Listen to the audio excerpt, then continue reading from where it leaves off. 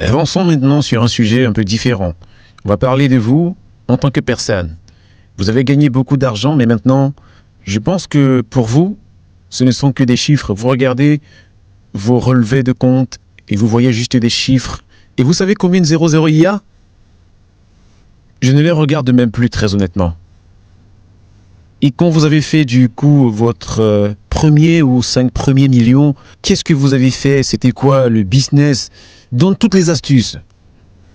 Vous savez, quand vous commencez votre business, votre objectif, c'est de gagner votre premier million.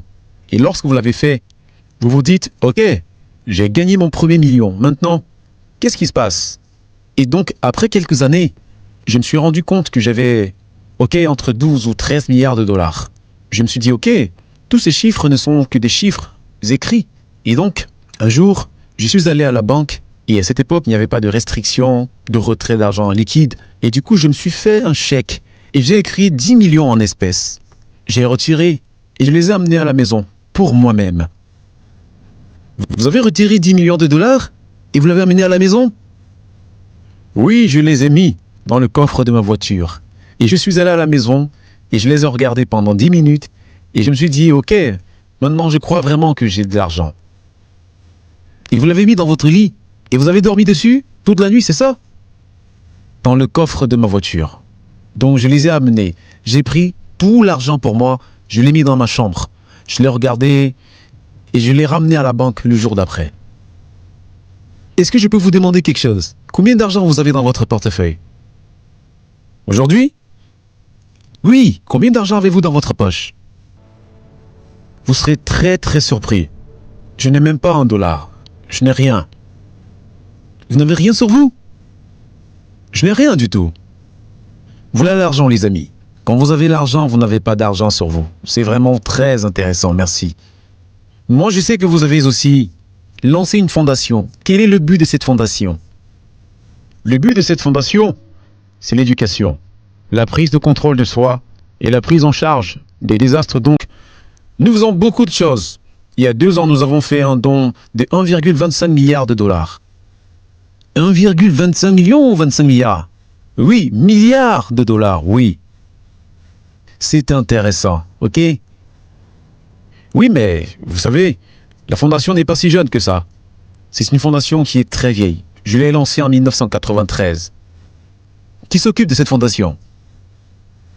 C'est une dame qui s'appelle Zora. Elle est quelque part par ici. Elle fait vraiment un travail formidable. Vous allez avoir quelques personnes qui vont vous demander des dons. Vous allez avoir une file d'attente maintenant. Ok. Maintenant, laissez-moi vous poser à nouveau une question personnelle. Ça ne vous dérange pas?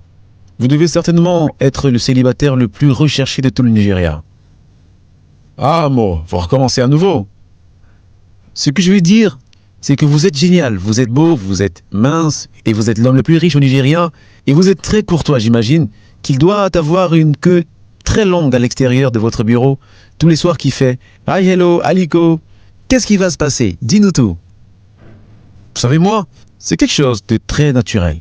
Ce que je veux dire à toutes ces dames, c'est d'aller postuler auprès de mon frère, qui est maintenant mon consultant.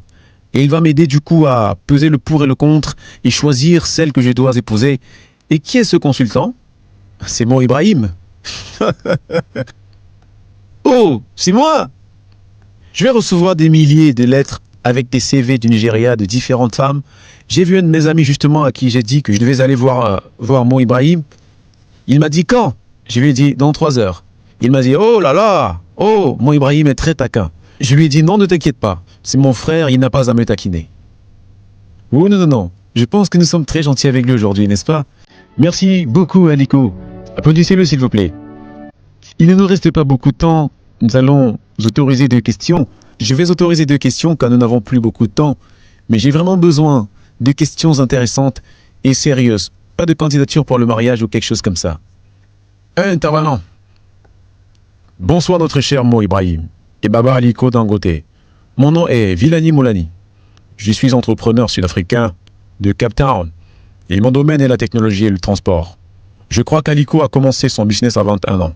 Si jamais vous étiez un entrepreneur de 21 ans aujourd'hui, quels seraient les 3 secteurs sur lesquels vous vous concentriez? Et quels seraient les 3 facteurs en lesquels vous croiriez pour réussir? Merci beaucoup. Alors, je crois que les meilleurs secteurs sur lesquels il faut se concentrer sont les technologies de l'information et de la communication. L'éthique ou l'agriculture, comme nous venons de le dire, ce sont les deux secteurs dans lesquels je me concentrerai. Ce sont les deux secteurs prometteurs sur lesquels tu dois te concentrer. Mais vous voyez également beaucoup de gens, surtout les plus jeunes, il y a certains problèmes sur lesquels nous devons nous concentrer, car l'un des plus gros problèmes que nous rencontrons en tant qu'Africains, c'est que nous dépensons nos revenus à venir une fois qu'on commence à faire du business, que le business commence à fonctionner. Au lieu de réinvestir dans le business, on commence à dépenser de l'argent en pensant que le profit va continuer à venir.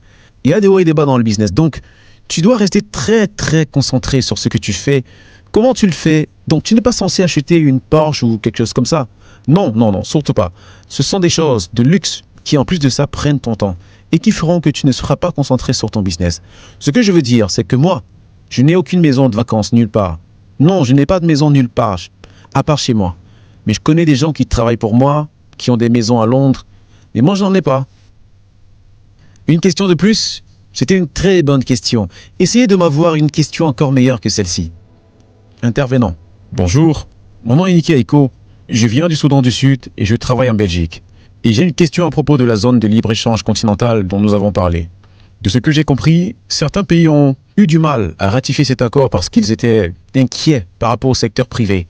Et en tant que membre clé du secteur privé, j'aimerais savoir, est-ce que vous êtes inquiet à propos des impacts de la zone de libre-échange sur l'industrie au Nigeria?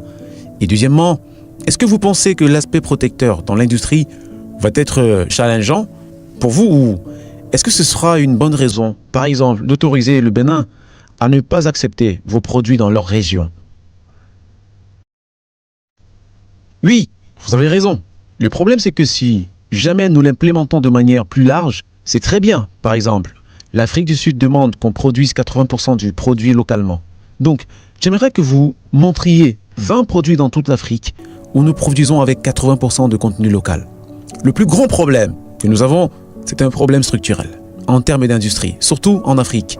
La majorité des usines que nous avons en Afrique sont juste des assemblées et n'utilisent pas réellement des matériaux locaux. C'est comme nous par exemple, si vous regardez bien, avant nous importions et maintenant nous produisons pratiquement toutes les pièces au Nigeria, à l'exception de ceux que nous n'avons pas en quantité suffisante. Par exemple, il y a des matériaux qui sont seulement de 3% que nous ne fabriquons pas. Mais ce n'est vraiment rien et ça ne coûte pas cher donc. Est-ce que vous pensez que 80% c'est une part qui est élevée? Ce que je pense, Mo, c'est que nous avons réellement protégé notre région. Je suis désolé de dire ça, mais beaucoup de gens qui bossent pour cet agrément, ils essaient juste d'affaiblir encore les pays les plus faibles pour y aller pousser leurs propres produits en Afrique. Même si c'est 70%, nous pourrons commencer à 80%. Si l'Afrique du Sud dit ça doit être 80%, je pense que c'est trop élevé. Nous pouvons aller jusqu'à 70%. Le plus grand challenge sera l'implémentation parce qu'aujourd'hui, si jamais la République du Bénin ne m'autorise pas d'amener du ciment à 28 km, comment est-ce qu'une personne qui est en Côte d'Ivoire pourra envoyer ses biens au Nigeria par la route alors que c'est seulement 100 km? Mais cela va être très difficile car il va avoir des problèmes avec la République du Bénin qui va l'autoriser à rentrer. Ok, je pense que nous devrions poser cette question à nos amis en Côte d'Ivoire. Ici peut-être, poser la question au président, vous allez le voir dans une heure. Vous allez lui poser la question, oui. Nous pouvons poser la question, cela va aider effectivement quand on aura toutes ces choses à travers les pays. Par exemple, en Côte d'Ivoire, tout le monde aimerait venir au Nigeria pour faire du business. Pour résumer le message ici, c'est juste de dire, s'il vous plaît, nos leaders politiques, signez plein d'accords à propos de libre-échange. S'il vous plaît, mettez-les en pratique, implémentez ce que vous avez signé. Regardez Mo, par exemple, vous m'invitez tous les soirs pour le dîner. Nous faisons tous les deux du business, mais nous n'avons jamais fait de business ensemble. C'est seulement un problème de temps. Avant qu'on se dise que je perdais mon temps et que je perds notre temps. Donc, pour les pays, car pouvoir renforcer ces relations, nous devons avoir des relations économiques. L'intégration économique est nécessaire. Nous ne devrions jamais nous plaindre que nous avons trop de jeunes. Nous devrions faire très attention, car ici en Afrique, la bombe à retardement que nous avons est cette jeunesse qui n'a pas de travail. Avec cette conclusion, je dois arrêter ici notre dialogue qui est très intéressant, car nous n'avons plus de temps.